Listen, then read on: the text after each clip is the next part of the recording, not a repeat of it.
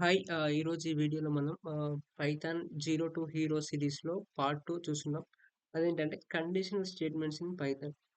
Condition అంటే దాని నేమ్‌లో ఉంది గదా! కండిషనల్ అంటే బేస్డ్ ఆన్ సమ్ కండిషన్స్‌లో.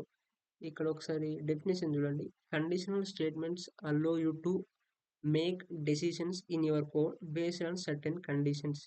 ఒక మంచి ఎగ్జాంపుల్ తీసుకుందాం. ఇప్పుడు మీరొక అమెజాన్ ఉంది. అమెజాన్‌లో ఒక ప్రొడక్ట్‌ని కొనాలనుకుంటున్నారు. కొనాలనుకున్నప్పుడు వాళ్ళ స్టోర్‌లో ఓన్లీ 10 ఐటెమ్సే ఉన్నాయి. బట్ మీరిక్కడ ఏంది 11 ఐటెమ్స్‌ని క్వాంటిటీని సెలెక్ట్ చేసుకున్నారు. ఇప్పుడు వాళ్ళ కండిషన్ ఏం చెక్ చేస్తారంటే మీ 11 వాళ్ళ 10తో కంపేర్ చేస్తారు. ఒకవేళ ఈక్వల్ గాని తక్కువ ఉందంటే లైక్ మనం వాళ్ళేమంటారు ఆర్డర్ అనేది ట్రాక్ చేశారు. ఐ మీన్ ప్లేస్ చేశారు. లేదనుకో వాళ్ళేం ఒక అవుట్‌పుట్ ఏమొస్తుంది మనకు ఐటెమ్స్ ఆర్ అన్‌అవైలబుల్ లైక్ అలా వస్తుంది గదా! సో, దానికి మనం కండిషనల్ స్టెప్స్ లేదు అలా గాకుండా రిజిస్ట్రేషన్ ఫార్మ్ గాని ఏదైనా చేస్తున్నారు. పాస్‌వర్డ్ ఎంటర్ చేశారు. మీరు ఆల్రెడీ రిజిస్టర్ అయినప్పుడు ఒక పాస్‌వర్డ్ ఇస్తారు. కొత్త పాస్‌వర్డ్. మళ్ళీ లాగిన్ అయ్యేటప్పుడు మీ క్రెడెన్షియల్ అడుగుతుంది గదా! నేమ్‌తోనన్నా, ఈమెయిల్‌తోనన్నా లాగిన్ అయితారు. ఇప్పుడు ఒక పాస్‌వర్డ్ అడుగుతుంది. ఇప్పుడు ఆ పాస్‌వర్డ్‌ని, ఈ పాస్‌వర్డ్‌ని చెక్ చేస్తుంది. అంటే కండిషన్ పాస్‌వర్డ్ కరెక్ట్ అయితేనేమో మీకు పేజ్ అనేది వెబ్‌సైట్ అనేది ఓపెన్ అయితుంది. లేదనుకో మళ్ళీ రిజిస్ట్రేషన్ గాని, లాగిన్ లేదా ఫర్గెట్ పాస్‌వర్డ్ మీద క్లిక్ చేస్తే కొత్త పాస్‌వర్డ్ అడుగుతుంది. సో, అలాంటి టైంలో మనం ఈ కండిషనల్ స్టేట్మెంట్స్ అనేది యూజ్ చేస్తాం. మీకు ఈ ఎగ్జాంపుల్ అర్థమైందనుకుంటున్నా. సపోజ్ ఇప్పుడు ఇక్కడ మనకి ఏమి ఉంటాయంటే మెయిన్‌గా ఇఫ్ ఉంటుంది. ఇఫ్ ఎల్స్ ఉంటుంది. లేకపోతే ఇఫ్, ఎల్ఇఫ్, ఎల్స్ ఈ 3 ఉంటాయి. ఫస్ట్ మనం ఇఫ్ గురించి డిస్కస్ చేద్దాం. ఇఫ్ స్టేట్మెంట్స్ ఏందంటే like executes a block of code only if the condition is true. ఇప్పుడు మీరు ఓటర్ ఐడీకి అప్లై చేస్తున్నారనుకోండి. లేదు ఓటు వేయడానికి ఆఫీస్‌కెళ్లారు. వాళ్ళేం చేస్తారు? మీ ఏజ్ చెక్ చేస్తారు. ఏజ్ అనేది 18 లేకపోతే ఎక్కువుందనుకో అప్పుడేంది మీరు ఓటు వేయడానికి ఎలిజిబుల్. సో, ఇక్కడ ఏం చేస్తున్నామంటే మీ ఏజ్‌ని తీసుకొని ఏజ్ ఎంత? నా ఏజ్ 18 అనుకోండి. ఇక్కడ వీళ్ళు స్టోర్ చేస్తున్నారు ఏజ్ అనే ఒక వేరియబుల్. నేను నెక్స్ట్ వీడియోలో చెప్తా వేరియబుల్ అవన్నీ. ఇక్కడేం చేస్తున్నారంటే, ఈ ఇఫ్ అనేది చేసి, ఇప్పుడు ఏజ్ అనేది చెక్ చేస్తున్నారు.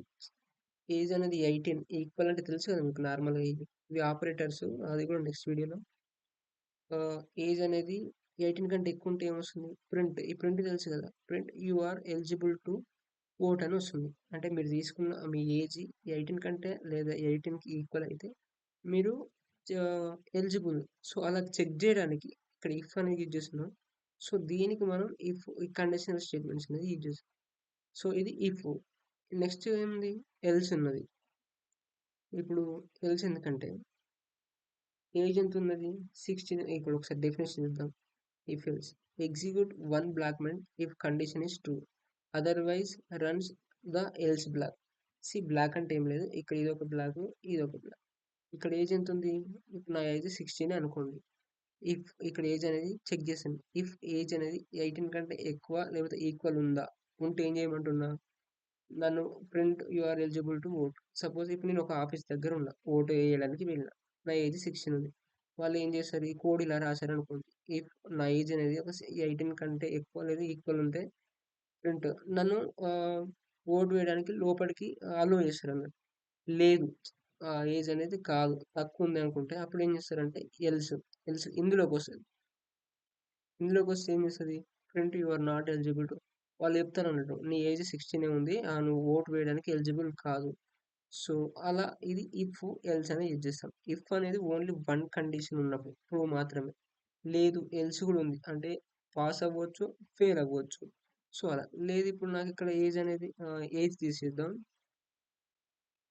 మార్క్స్ ఉన్నాయి. ఇప్పుడు మీరు ఒక స్టూడెంట్ కదా! స్టూడెంట్ మార్క్స్ ఎంతున్నాయంటే సపోజ్ ఒక 35 ఉన్నాయి. మీ పాస్ మార్క్స్ ఎంత? 36 రావాలి. ఇక్కడ ఏం తీసుకోవాలి వేరియబుల్? మార్క్స్ కదా! సి ఇక్కడ ఎం అని క్యాపిటల్‌లో తీసుకోవాలి. ఇక్కడ పైథాన్ అనేది కేస్ ఇన్సెన్సిటివ్ మళ్ళా డిఫరెన్స్ వస్తది. సో, ఇక్కడ సేమ్ తీసుకోండి. ఇక్కడ ఏమొస్తుంది? ఇప్పుడు నాకు 35 మార్క్స్ వచ్చాయి. పాస్ మాత్రం ఎంత? 36. ఇప్పుడు ఈ కండిషన్ ట్రూవా? ఫాల్సా? మీరొకసారి చెప్పండి. 36 కంటే ఎక్కువ లేదా ఈక్వల్ ఉన్నాయా?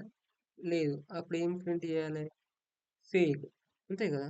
లేదు ఒకవేళ అది ఫెయిల్ అంటే ఇందులోకొస్తదన్నట్టు. ఎల్స్‌లోకొచ్చింది పాస్ అన్నట్టు. సో, ఇలా ఇఫ్, ఎల్స్ 1 కండిషన్ ఉంటాయి. ఇఫ్ 2 కండిషన్ ఉంటాయి. If, else.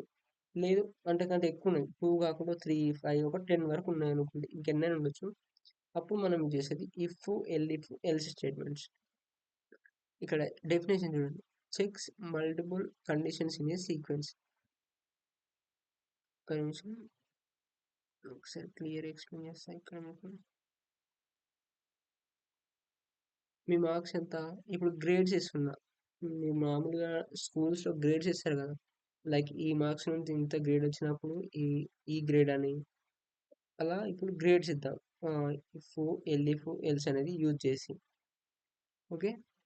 ఆహ్, సో, ఇక్కడ నాకు ఎన్ని మార్క్స్ వచ్చాయి. ఇప్పుడు ఆ మార్క్స్ బట్టి నేను గ్రేడ్ ఇయ్యాలనుకుంటున్నాను. కండిషన్ అనే ఉన్నది అంటే అప్పుడు మీరు యూజ్ చేయాల్సింది ఇఫ్. అర్థమైందా? ఇఫ్ ఒకవేళ మార్క్స్ అనేది 90 కంటే ఎక్కువ ఉంటే మంచి మార్క్స్ గ్రేడ్ ఏ అనేది ఇస్తున్నా. లేదు ఎల్ఇఫ్ అనేది మళ్ళీ ఎల్ఇఫ్ తర్వాత కండిషన్ సింటాక్స్‌ని మళ్ళీ ఎక్స్‌ప్లెయిన్ చేస్తా మీకు అర్థమైతది. ఎల్ఇఫ్ మార్క్స్ అనేది 75 ఆర్ ఈక్వల్ ఉంటే గ్రేడ్ బి ఇస్తుంది.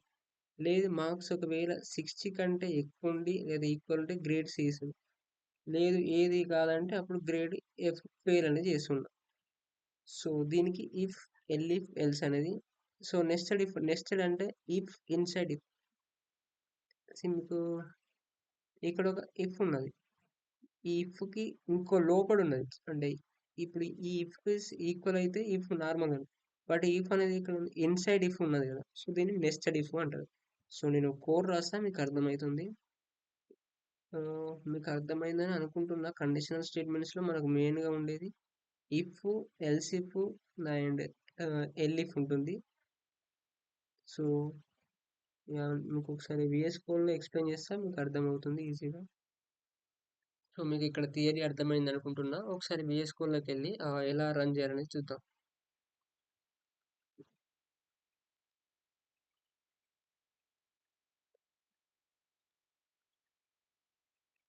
ఇక్కడ ఒక వేరియబుల్ ఉందనుకోండి.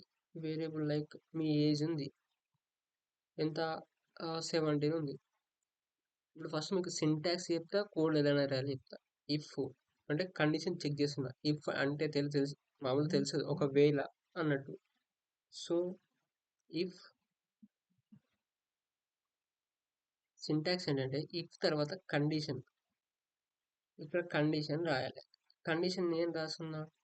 ఒకవేళ ఏజ్ అనేది ఈక్వల్ గాని లేకపోతే 18 కంటే ఎక్కువ ఉంటేనే ఓట్ ఎలిజిబుల్ అని ప్రింట్ చేసిండు. ఇక్కడ ఇది అనేది సెమికోలన్ అనేది మ్యాండేటరీ. సో ఇలా చేస్తే ఇండెంటేషన్ అంటారు. నేను చెప్తా ఒకసారి. You are eligible to vote అనేది ప్రింట్ చేస్తున్నాం. ఒకవేళ ఇది ఇఫ్ కండిషన్. ఇప్పుడు ఏజ్ 17 ఉంది కదా! ఈ ఏజ్‌లో ఇది ఇక్కడ సింటాక్స్ ఏందంటే ఇది నార్మల్‌గా ఒక కండిషన్ అన్నట్టు. ఇక్కడ కండిషన్ ఏదైనా రాయొచ్చు మనం. సో కండిషన్ రాసాక ఈ సెమికోలన్ అనేది మ్యాండేటరీ. ఆటోమేటిక్‌గా ఇక్కడ మీరు ఎంటర్ చేయగానే ఇక్కడనే చూపిస్తది. ఈ స్టార్టింగ్ నుంచి చూపియదు. ఎందుకంటే దీన్ని ఏమంటారంటే ఇండెంటేషన్. ఇప్పుడు మీరు సపోజ్ దీన్ని ఇక్కడ ముందు తీసుకొచ్చారు. ఇది ప్రింట్ అవ్వదు. ఎర్రర్ వస్తుంది. ఐ మీన్ సో ఇది ఇండెంటేషన్ అంటారు.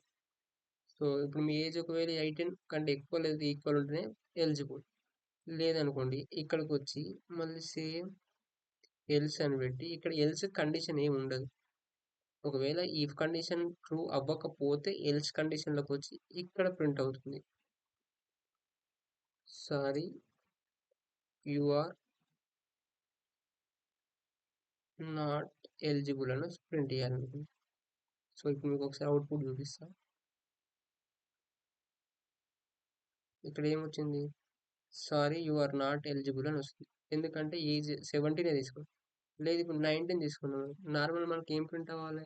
ఇక్కడ కండిషన్ చెక్ చేస్తుంది. ఏజ్ 18 అనేది 19 కంటే ఎక్కువనే కదా! ఈ ఏజ్ అనేది ఇక్కడ ఈ ఏజ్. అప్పుడు ఈ కండిషన్ అనేది ప్రింట్ అవ్వాలి. యు ఆర్ ఎలిజిబుల్ అని వస్తది. ఇప్పుడు ఒకసారి రన్ చేస్తా. See you are eligible to vote అని వస్తుంది. సో ఇలా ప్రింట్ చేసాం. ఇఫ్ ఎల్స్ కండిషన్ అంటూ ఏముండదు. జస్ట్ ఇఫ్‌కే ఉంటుంది. లేదు నాకు మల్టిపుల్ కండిషన్స్ ఉన్నాయి. అప్పుడు ఏం చేస్తామంటే ఇఫ్ ఎల్స్‌తో పాటు ఎల్‌ఇఫ్ అని ఒకటి ఉంటుంది. ఎల్‌ఇఫ్ కూడా కండిషన్ రాస్తాం. ఇక్కడ నేను రాస్తా అంటే కరెక్ట్ ఏజ్ 18 ఉంటే ఆహ్, ఇక్కడ ఈక్వల్ తీసుకోవద్దు. డబుల్ ఈక్వల్ తీసుకోవాలి కంపేర్ చేయడానికి. ఒకవేళ ఏజ్ 18 కంటే ఎక్కువ ఉంటేనే ఎలిజిబుల్. లేదు అనుకోండి. ఒకవేళ ఏజ్ 18 ఉందనుకో, నేనేం చేయాలంటే just wait for some time అని ప్రింట్ చేస్తా. Just wait for some time to vote అని ప్రింట్ చేద్దాం అనుకుంటున్నా. ఇక్కడ ఏం ప్రింట్ అయితే ఒకసారి మీరు చెప్తారా? ఒకసారి లైక్ ఇక్కడ కండిషన్ చెక్ చేస్తుంది. ఏజ్ 18 కంటే ఎక్కువనే ఉంది కదా! అప్పుడు ఏమైతుంది? Yes you are eligible to vote అని ప్రింట్ అవుతుంది. ఒకసారి నేను ప్రింట్ చేస్తా చూడండి. See you are eligible to vote అని ప్రింట్ అవుతుంది. లేదు ఇప్పుడు నేను ఇక్కడ 18 ఇచ్చా. ఇప్పుడు ఈ కండిషన్ ట్రూ అవుతుందా? ఈ 18 అనేది 18 కంటే ఎక్కువ కాదు కదా! సో ఇందులోకి రాదు. ఇక్కడికి వస్తుంది. సి ఒక కండిషన్‌లో ఇది పాస్ అయిందంటే ఇది ప్రింట్ అయ్యి ఇక్కడనే స్టాప్ అవుతుంది. ఇంకా నెక్స్ట్ వెళ్ళదు. లేదు ఇది ఒకవేళ కండిషన్ ఫెయిల్ అయితే నెక్స్ట్ కండిషన్‌కి వస్తది. ఈ కండిషన్ పాస్ అయితే ఇక్కడనే కోడ్ అనేది ఆగుతుంది. సో ఇప్పుడు ఈ కండిషన్‌లోకి వస్తుంది. ఎల్‌ఇఫ్‌లో ఇక్కడ కండిషన్ తెలుసు కదా! ఇఫ్ కండిషన్ ఉంటుంది. Elif condition. ఎల్స్ ఎందుకంటే ఇఫ్ ఎల్‌ఇఫ్ ఒకవేళ ఫెయిల్ అయితేనే ఎల్స్‌లోకి వస్తుంది. సో ఇక్కడ ఏజ్ అనేది 18. ఈ డబల్ ఈక్వల్ టు 2 ఎందుకు పెట్టానంటే ఇది ఇలానే చెక్ చేస్తాం. జస్ట్ సింగిల్ ఈక్వల్ అంటే అసైన్ చేయడానికి. సో ఇది ఆపరేటర్స్‌లో ఇన్ డీటెయిల్ ఎక్స్‌ప్లెయిన్ ఇప్పుడు ఏజ్ అనేది 18. ఈ ట్రూ కండిషన్ ట్రూ అవుతుంది. ఏజ్ 18 ఇక్కడ ఉన్నది.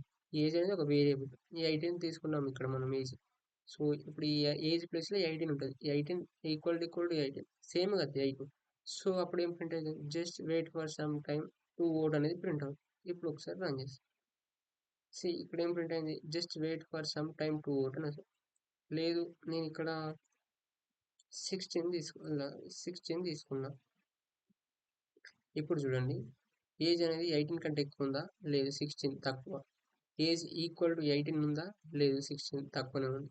సో అప్పుడు ఏం చేస్తున్నాం? Sorry you are not eligible అనేది ప్రింట్ చేస్తున్నాం.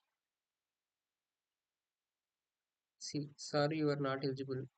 సో ఇది కండిషనల్ స్టేట్మెంట్స్. మీకు అర్థమైందని అనుకుంటున్నా కండిషనల్ స్టేట్మెంట్స్ అనేది ఎలా ప్రింట్ చేస్తాము సింటాక్స్ ఏంటని. సో మీకు ఒకవేళ అర్థం కాకపోతే కామెంట్లో చెప్పండి నేను డీటెయిల్గా మళ్ళీ చెప్తా అండ్ థ్యాంక్స్ ఫర్ వాచింగ్.